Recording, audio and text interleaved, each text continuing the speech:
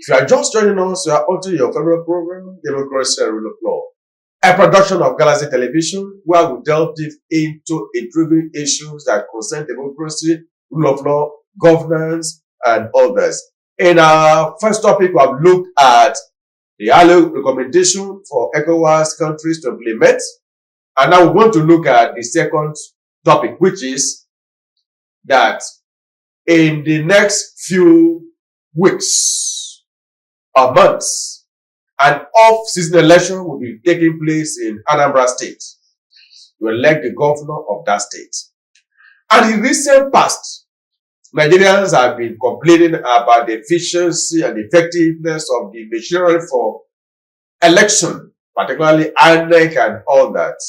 Now, what do you think ought to be done now by INEC as a body to ensure that the election is free and fair, and that deployment of technology will be done in such a way that there will be no glitches, and the Nigerians who before now lost confidence in the process will still have a rethink and repose their full confidence in the electoral process. What do you think ought to be done by INEC before the election in Anambra State?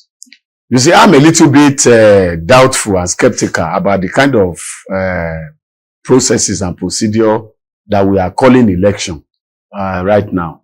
The proper thing one would have expected is an electoral reform. First of all, at this stage, Nigeria needs an electoral reform.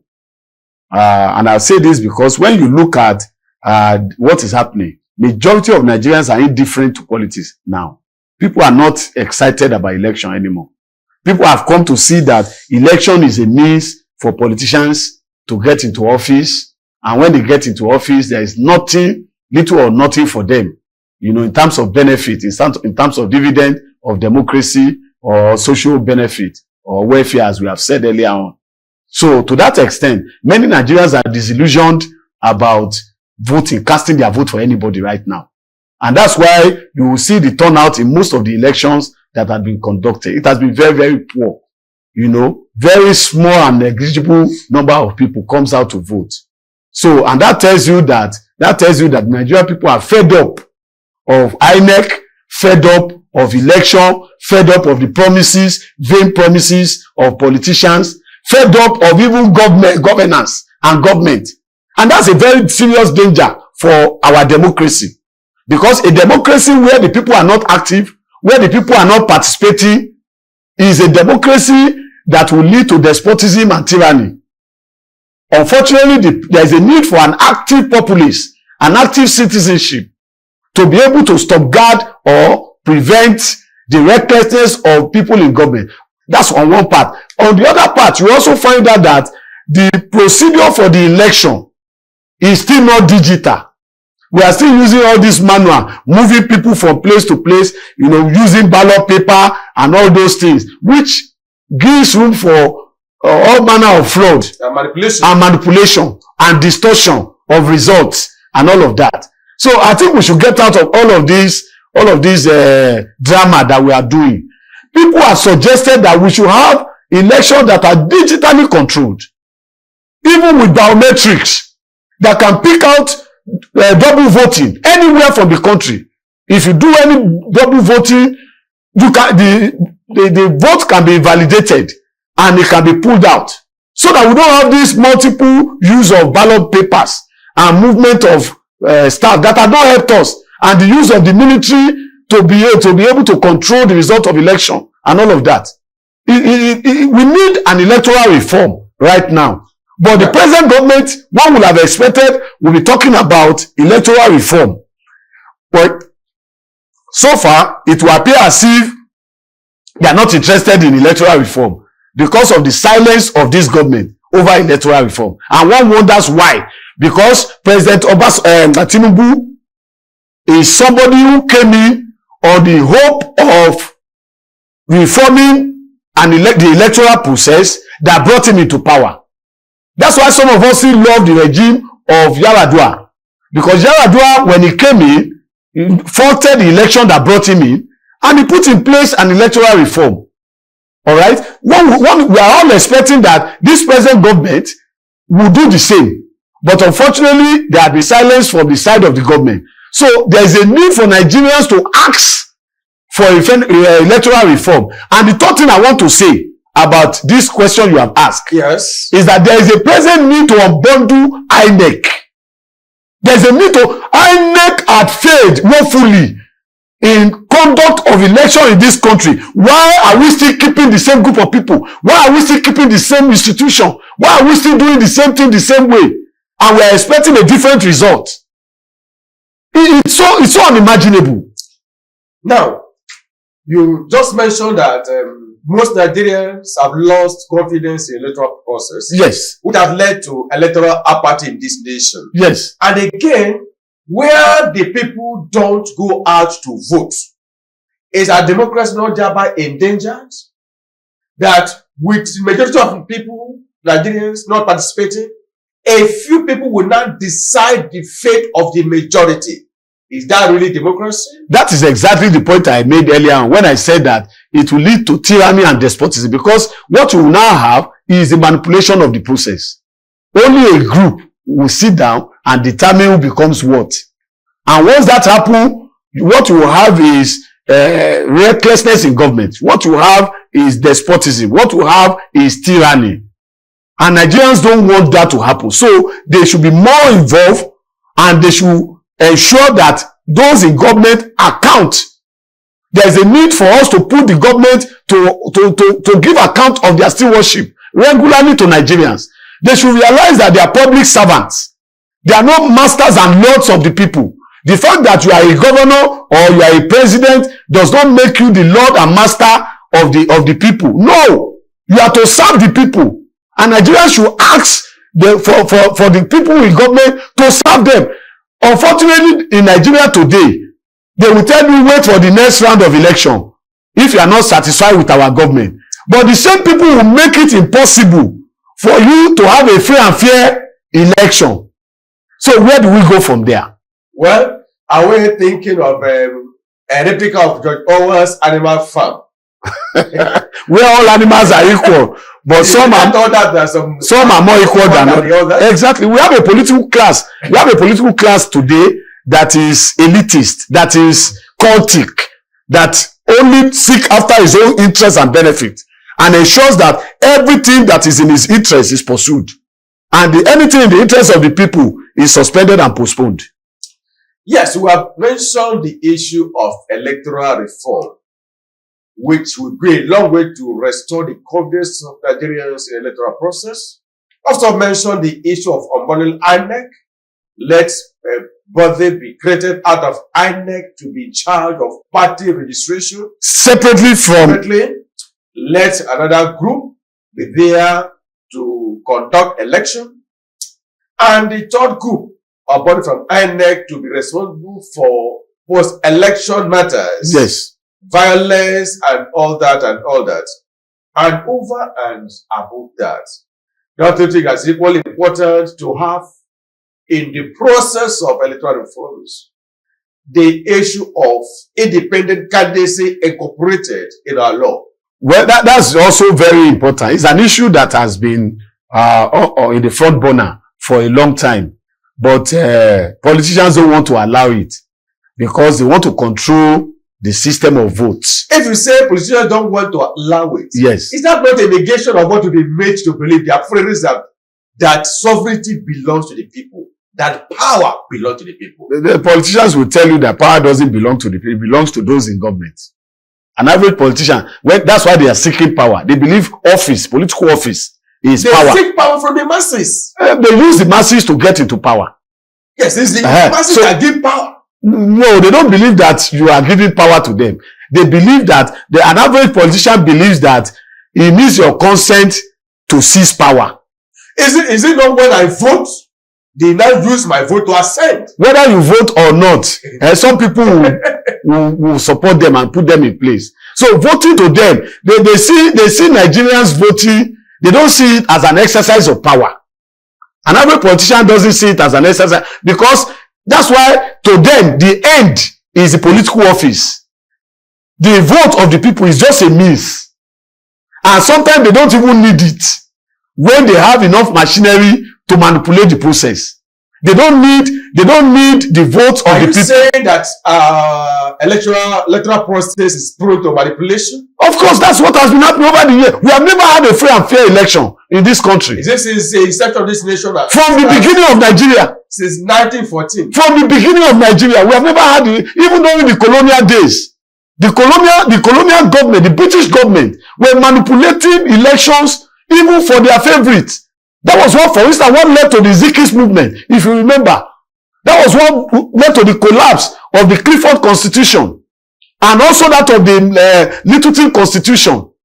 But so, we have never had a fair election. Nigerians believed that the 1993 general election, that was unfortunately... The Abiola election. Yes, that was unfortunately annulled. Yes. Was the freest and the fair. Yes. Coming from the angle that the late Emko Abiola was a Muslim. Yes. His running mate was a Muslim. Yes. And in spite of that, Nigerians yes. came out. Muslims and Christians. Christians came out not minding the religious, affiliation, the religious faith of Abiola, devoted massively for Emko Abiola. But did they allow that election to stand? Was that election rigged? Did they allow the election to stand at the end of the day? No free and fair election will be allowed in Nigeria. The election was free and fair. But it was not allowed. And it was annulled. Yes. It was annulled by the military. Yes. And the man who annulled it and later come out to say he was sorry for the annulment and all that and all that. Have we moved away from that situation? We have not. In fact, the present crop of leaders are even behaving more like the military than a civilian or democratic government. And you see, some Nigerians have said that with that number, that unless and until the persons responsible for the appointment of the chairman of INEC is done in such a way that there's independence. Yes. Real independence of INEC, that we may never have free, fair, and credible election. Because whosoever appoints, like in the present setup, yes, what is the president that appoints the chairman of INEC? Yes. That it may be difficult, if not impossible, for whoever has appointed the INEC chairman, for the same INEC chairman to turn around and do things contrary to his bidding. What do you think? Well, that's a potent problem that we have had over the years. We have had excessive influence of the governors over state election, the local government election, and also the overbearing influence of the president over national election. Because he who pays the piper will dictate the tune. Yes. We have seen the way that INEC chairman had differed to only the president and the party in power. We have seen it over and that's why, if you look all around, only APC is winning election everywhere. Only APC. Everybody is now supporting the party in government because of that incumbency, power of incumbency that is in place in the hands of the president of the nation. So anybody that is seen as against the president by INEC, INEC would only just disregard such people. And we have seen even INEC personal support to people who are not elected leaders of political parties, okay, that are handling in the party crisis, the way INEC identify with one group at the expense of another group where there is a political crisis in political parties. We have seen all of that displayed. So one wonders whether INEC is actually independent. And where, for instance, the chairman of INEC, all the resident commissioners are appointed by the president or the governor, how free and fair can the election they conduct be? Now, we have a situation in our hands right now. Yes. Many people are asking the question, and including myself too. I wonder how somebody who was an INEC staff, who was in the back end of INEC server and election, in the last election can transmute suddenly within 2 years to become the national chairman of the APC. And some people have asked the question, was this man a member of APC as at the time he was working with INEC to be in position to now transmute quickly to become from INEC back end to become the national chairman of a major political party, a ruling party in the country? What level of confidence does the president have in him, either even if he's being pulled out from there? Now, what is the body language that they are displaying to Nigerians? Why would somebody who was working in INEC be the person that will now suddenly become the national chairman, who had worked in INEC, suddenly become the national chairman of a party that is in government, a ruling party? So a lot of questions, people have asked this question, this kind of question. I have a lot of friends where we have discussed this thing, and I've tried to defend it, that the president has a right to choose anybody he likes. Then I now have to caution myself when they started arguing contrary to it. But should the president really appoint somebody who is been in INEC to come and be the national chairman of his own political? At what point did he enter the APC as a member to rise to become the national chairman? Well, so these are some of the questions. Why? If they ask you next time, we can tell them that there is it's internal affairs of the party. It's an internal, but these are the perfidies that we see. Now, incidentally, the Ways Commission had already given us a pathway. Yes. The report of the Ways Commission had given us a pathway on this issue. Yes. That the president and the governors should not be the one appointing INEC staffs, INEC resident commissioner, INEC chairman, to allow for transparency and independence. Yes, of people that collect and conduct our electoral process. Yes, that the public bidding process should be done for the selection and the appointment, and it should be in the hands of the chief judge of a state or the chief justice of Nigeria. That particular recommendation, I think, will take us a long way if we implement it right now. The president should not appoint the next the next INEC chairman for 2027 election. Otherwise, whatever is the outcome of that election, if he wins, people will read meaning to it. On his own, he should avoid appointing whoever is going to be the chairman of INEC. Maybe they are going to allow somebody who is a career person in INEC to transmit and emerge. I don't know. But if he appoints somebody who is the national chairman for 2027 election, people will doubt the transparency of that election. Well, this is where we are going to draw the curtain in just 2 seconds. What do you have to say about ILO recommendation and the government of Nigeria? And, of course, simply said, 2 seconds. Yes, simply said, the federal government should implement the ILO directive as a matter of urgency. Then on the issue of the electoral reform, we need it more than ever now. We cannot be talking about 2027 without an electoral reform. Nigeria has to put in place a flawless electoral process, and INEC should be unbundled. A lot of those functions that INEC is doing, they should separate other institutions to handle it. Thank you very much. This is where we're drawing the curtain for today's episode.